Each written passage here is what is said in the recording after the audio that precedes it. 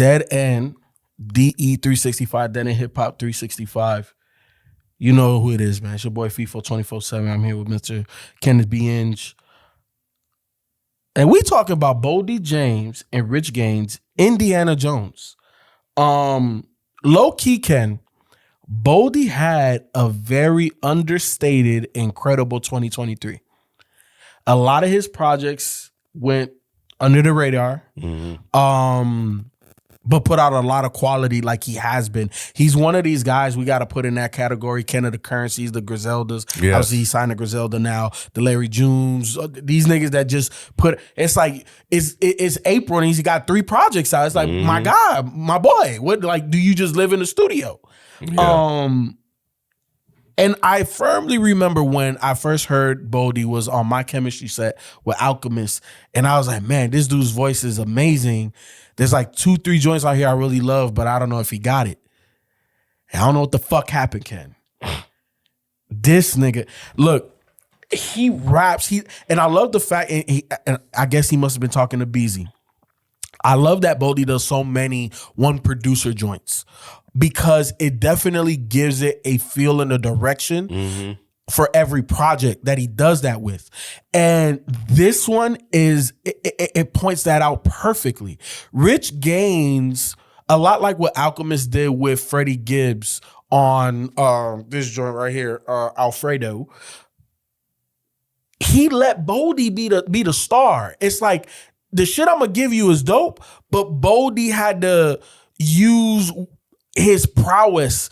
And that's really like, you're not gonna be swayed by the beats on here. It's very minimalistic, but it works so great. And for whatever reason, it feels like this nigga is horseback riding on this whole project, bro. It feels like some Indiana Jones type of shit.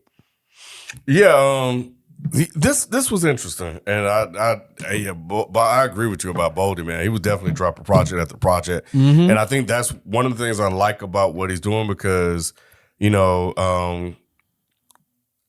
for me it was like, okay, what is Rich Gaines gonna give him? Because I never heard of this Rich Gaines guy, and I thought the production that he gave him was really interesting in spots.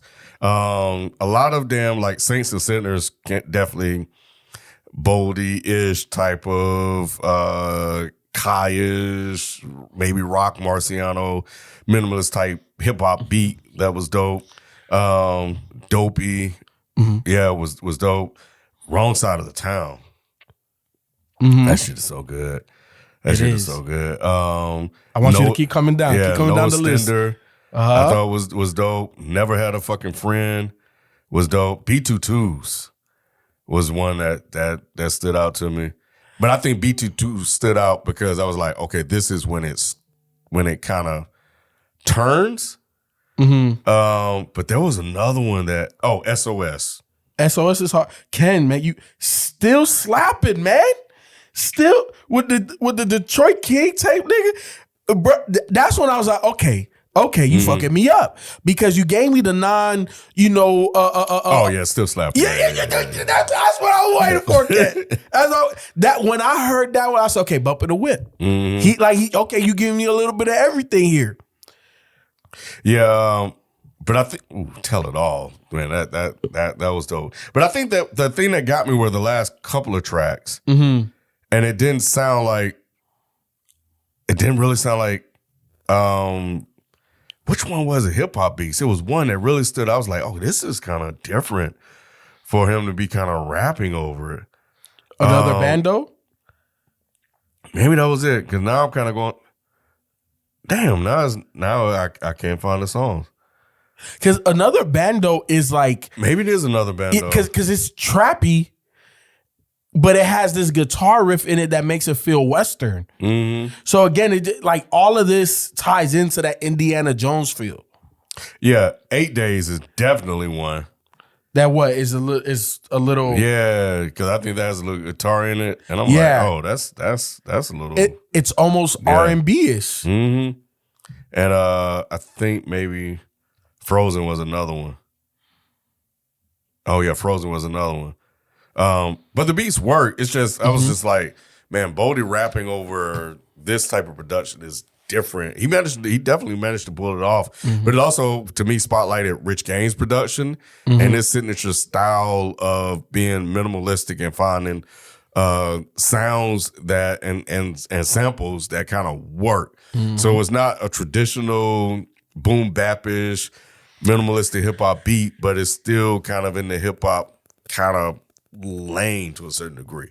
Yeah, it is. You really feel it's not for everybody. It's not for everybody. No. And not everybody can rap on this shit. No. And that's why I had to say what I had to say about Boldy first. Young Boldy couldn't do this. And that's no disrespect to Boldy James.